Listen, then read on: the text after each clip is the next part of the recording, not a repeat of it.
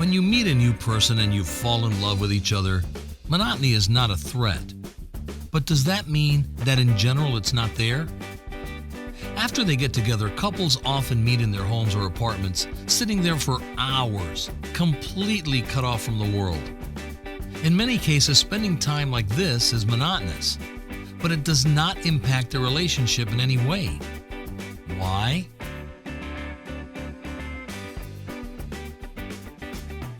Because what really destroys relationships is not the monotony, but the loss of a friendly bond between two people. At the beginning, everything is new and exciting. There's stuff to talk about because people can learn a lot about each other all the time. But when time passes, there's a lot less new things to talk about. With time, love becomes more mature and the excitement factor before a meeting disappears. Especially when the couple finally start living together and responsibilities mount on each side.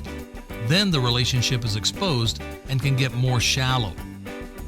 Gradually, partners talk to each other less and less, and the topics of conversation are no longer as deep as before. Gradually, they begin to live with each other rather than be with each other. The less time spent out of the house, the less opportunity they have to spend their time together and maintain this relationship.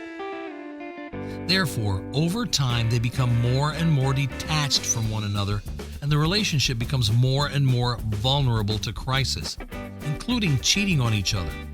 That's what usually happens because of monotony in a relationship.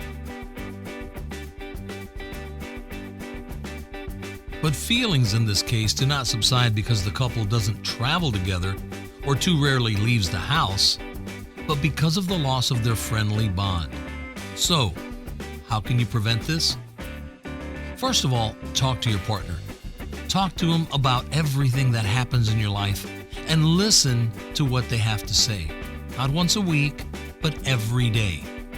Sometimes it happens that a couple once again starts to grow closer only when one person goes away abroad for a while. Then it turns out that calling each other every day makes them spend more time talking to each other than they would if they lived together, and this makes them get closer to each other once again.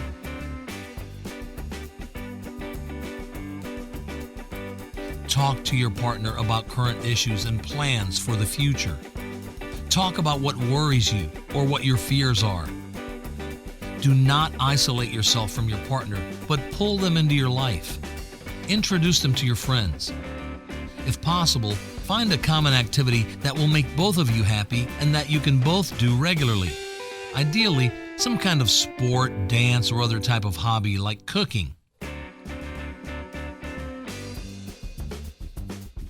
The remedy that instantly kills the monotony is traveling together, because when you leave together, you have a lot of time to talk and rebuild the ties between you.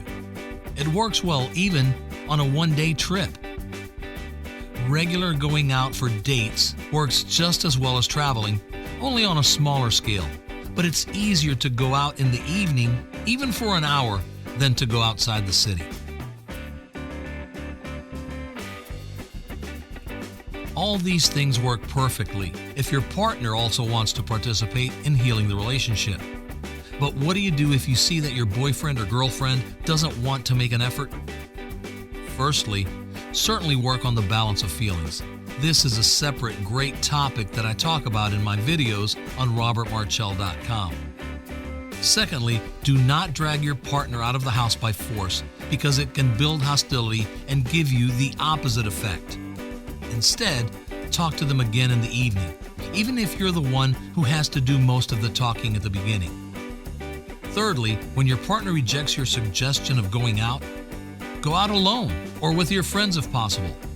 Your girlfriend or boyfriend will be motivated the most if you give them an example.